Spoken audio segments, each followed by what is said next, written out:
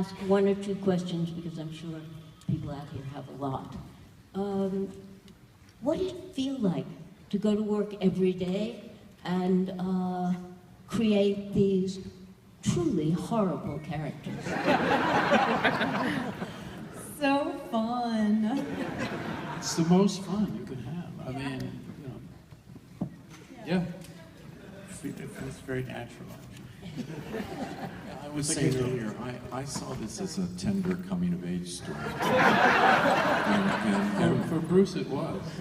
And much like Boyhood, it took a long time to get to the screen. Yeah.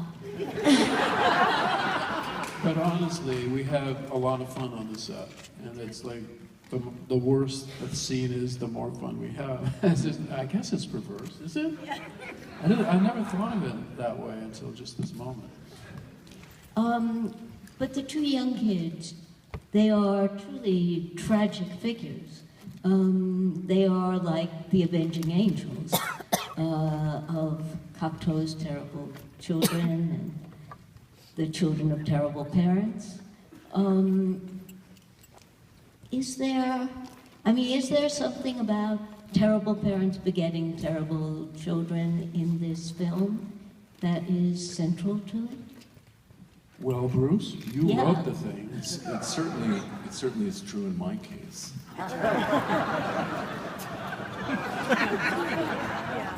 Horrific father, awful son.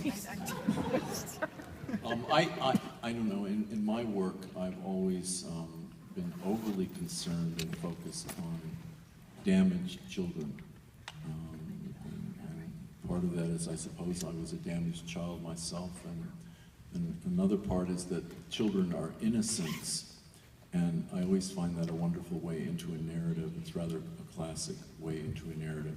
An innocent, damaged child. In this case, Agatha is a kind of a prodigy in that she's seeking redemption, which is an adult thing to seek. So I'm just mesmerized by the precocity of children and the poignance of the damage that is done. I think we should throw this open because there are a lot of hands already.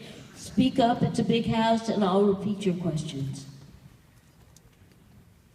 Yeah. Can you tell me if when it goes out for general release, are you going to cut out some of the scenes or take some of it away so that you can get a different type rating? It was a wonderful show, and thank you all. Okay, is this film going to be cut so it can be released, so it can get general ratings? I think this film is an R film. No, this is, yes, it didn't even get an NC-17, so it's, I think, given what you can see in movies these days, it's just not that extreme. It's not considered that extreme, so it will be, there's no problem really. That's the father I wanted. You know, he calls me every day. Yeah, another hand somewhere. Yeah. So Mr. Cronenberg, I think it's safe to assume that you haven't given up working in the horror genre.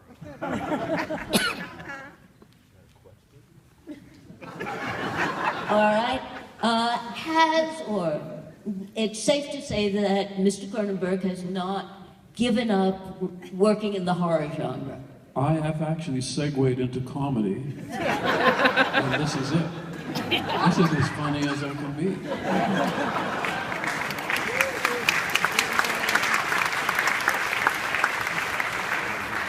Well, I would disagree with that because Mr. Cronenberg has written an extraordinary novel called Consumed, which is going to be published on the 30th of this month, and it is so funny that I just laughed out loud all over the New York City subway, and people kept saying, "What are you reading that you're laughing that much?" I never stopped laughing for all 300 pages. Bless you, Amy. And of course, you will all rush out to buy this book.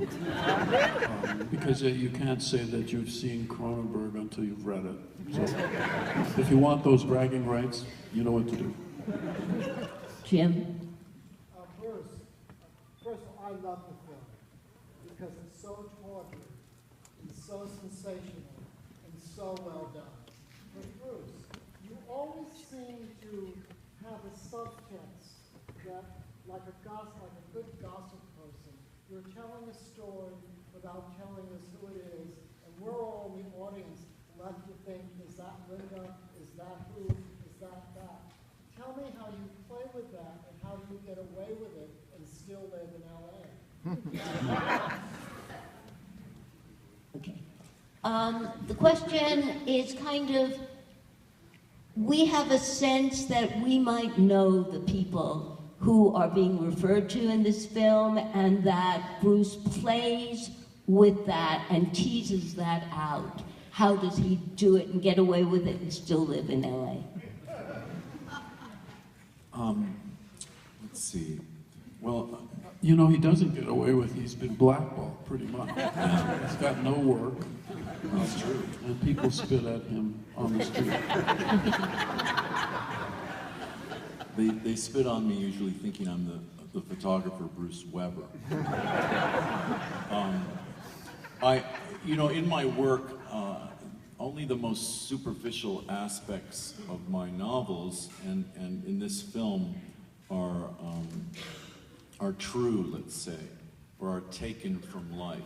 I find that and that I have to dig much deeper, and that comes from the unconscious. So I've never been a writer to, if I use Michael Douglas or a real character in one of my novels, or even in this film, Carrie, I don't pull punches. I actually use that person. But I'm drawing on archetypes and things that you may as well say that all celebrities in some ways are mutilated schizophrenics. I'm not drawing on a specific person as a mutilated schizophrenic, nor am I drawing on a specific person for Julianne's character Havana. So the superficial things they might resonate, but for me, I have no interest at all in making a parody or an insinuation that someone that I've created is real and just connect the dots. It doesn't interest me. Yeah, I'd just like to say that if you want to have a different experience of that, you should read Bruce's book, Dead Stars, which is not the basis of this movie, which some people have thought. It's fantastic and incredible.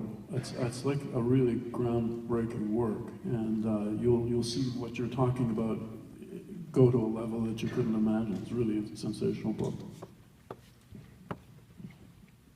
Yeah, over there. Yes. I thought it was hilarious, most all the time, but I'm hearing it for the first time. I'm wondering if you've heard it 100 times, 1,000 times, as you must have, if there's one joke or one moment that remains funny to you even now, what is it? All right. What is the joke in the movie that lasts even if you've heard it 100 times in the editing room? Is there one? I don't spend that long in the editing room. I really don't. I did my director's cut in 2 days. Now you will hear directors have spent 2 years doing their director's cut. For me, it was 2 days. So the jokes were pretty fresh. For me, it's when Sarah Gadden says, "Hell, you know what hell is? It's a world without narcotics." That's because Bruce has said that many times. Seriously.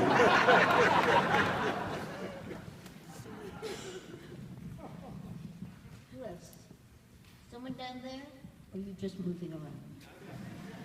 Yeah, here. Yeah, my question's for Julianne Moore. How did your own experiences in Hollywood help you identify with this character?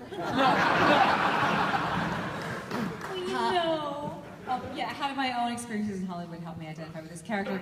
Well, when Bruce was talking about, earlier about whether or not, Hollywood has shaped his ideas, people ask me this a lot about who is Havana, who did I base her on, you know, what kind of an actress is she? And that was less important to me than her relationship with her mother, because I really felt like her whole story was about her mother and not being parented and not being loved and trying to find a way back to that. And so all of that was siphoned through her experience as an actress. So in a sense, she was like, you know, she was all of us. She was our most terrible inner child that hadn't, you know, whose needs hadn't been met. And the Hollywood stuff was actually just a mantle, in a sense. Yeah, I have a question to throw in there.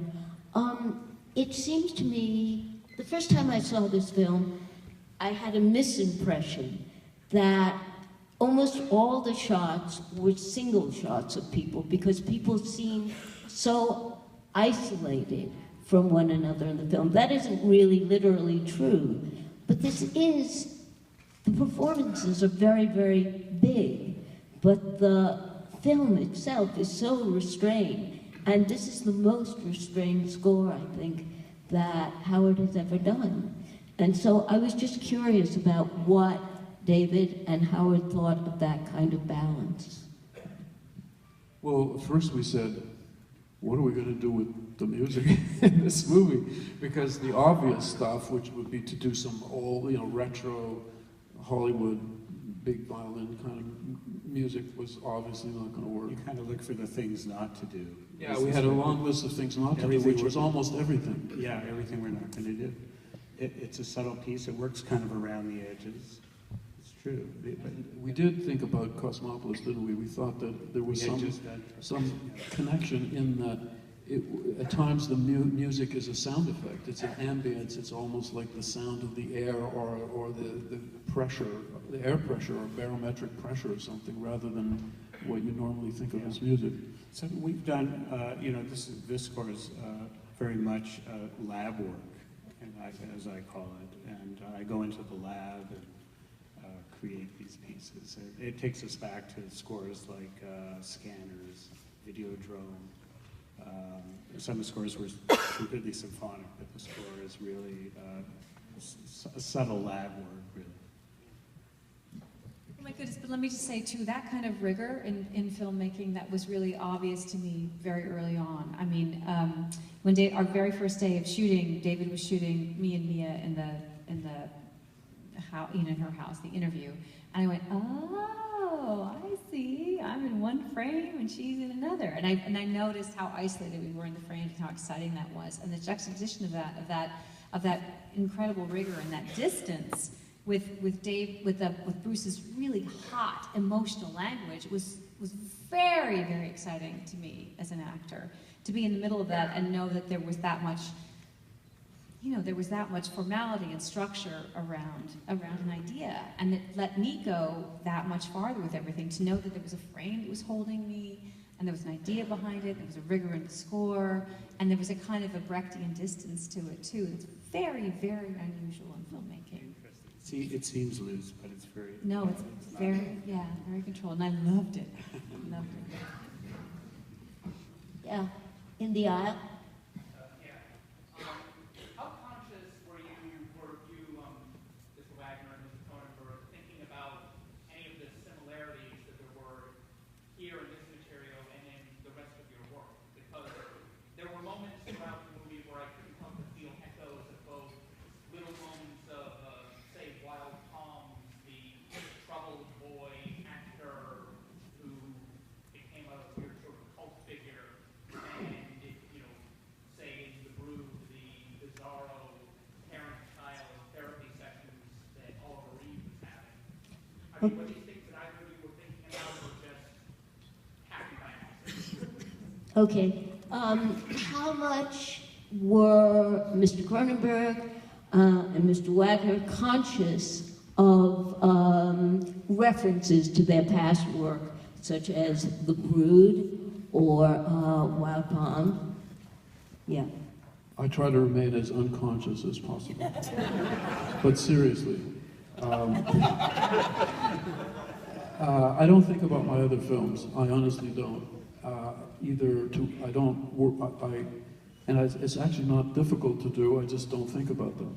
Because if I did, I'm sure I would be worrying that I'm repeating something, or I don't. Sometimes I have to remind critics that their process and mine are completely different. I don't analyze, I don't compare, I don't look for themes, I don't have a list of images that recur. They will naturally be there, I know that, but I don't.